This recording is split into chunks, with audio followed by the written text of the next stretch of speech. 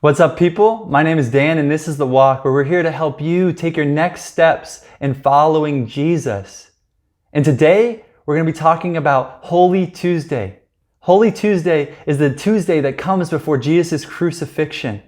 And on this Tuesday, as I read through the passages and what Jesus did here, it really was a day that Jesus had no chill. He came in with righteous anger towards the Israelites and the Jewish people. Just from the rip, just from the start, you see him. He's talking about this fig tree. And he sees this fig tree with leaves and it has no fruit. And he tries to get fruit because it looks like it has it because it has leaves on it. And when it doesn't, he curses it and it withers on the spot. And see, this represents Israel and the Jewish people, that they have been rebelling for generation and generation. And God has given them second chance after second chance, and he's done with it. See, a normal tree farmer during this time, with a tree that isn't producing fruit but looks like it has leaves, it looks healthy, he would give it time to produce its fruit. But Jesus looks at this tree and says, no more second chances. You're dying. You will never produce fruit again. And he's saying to Israel that you are done with second chances. Your time has run up. I am coming to bring judgment upon you. And then he goes in throughout this whole Tuesday attacking the Jews and the Jewish leaders and who they are and their misunderstanding of God and what it means to follow him.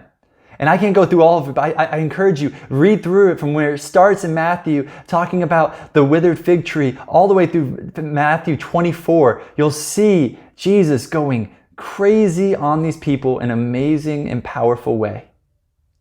So I'm going to speak on one passage, and this passage I'm going to speak at is called the parable of the wedding banquet. This king is throwing a banquet for his son. And before this, Jesus tells us that this wedding banquet is a picture of what the kingdom of heaven is like. So he says this king is throwing this banquet for his son. And when it's time to invite guests, he sends servants, and these guests don't come. They won't come. So Jesus sends servants again, and they ignore them. And they go about their day, looking at what they work. They have some farm things to handle. They have a business stuff to do. They have personal ventures for them to worry about. They have their own family, their own things that they're doing. And they forget the banquet and say, it's not worth my time. I have other things I need to do. And then another group of them actually come and take the servants and persecute them and then kill them for bothering them about this. So what does the king do? He goes after and attacks and kills these men that have betrayed him, killing his servants. And then he goes and says, this banquet, you are not worthy to be guests of it. And so he says, I'm going to let people that want to have it to be a part of it. See, the Jews were offered to be a part of the wedding banquet of the kingdom of heaven. They were God's people.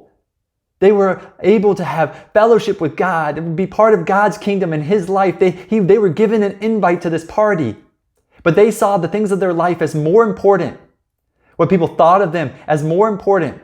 Their class, their status as more important. Being able to live in their sin of their flesh and pleasure as more important.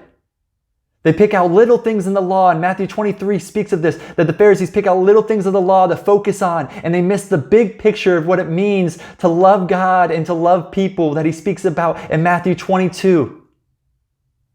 They miss it all. And see, God's invited us to the banquet. Because they have messed up, we, by Jesus Christ, can enter and be a part of the kingdom of God. And when we're there sitting at the table, many of us today, I think Jesus would say the same thing. We're distracted by things of this world. We're more concerned with the things we have around us, and we don't see the feast that is before us. We don't see the invite and the greatness of the kingdom of heaven.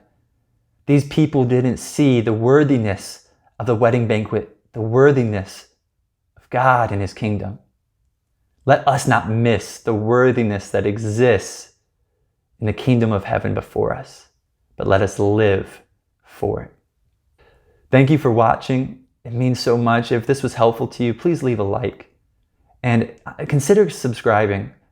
This would mean the world to me this early on in our journey on this channel. I just want to help people come to know God better and live out their faith practically.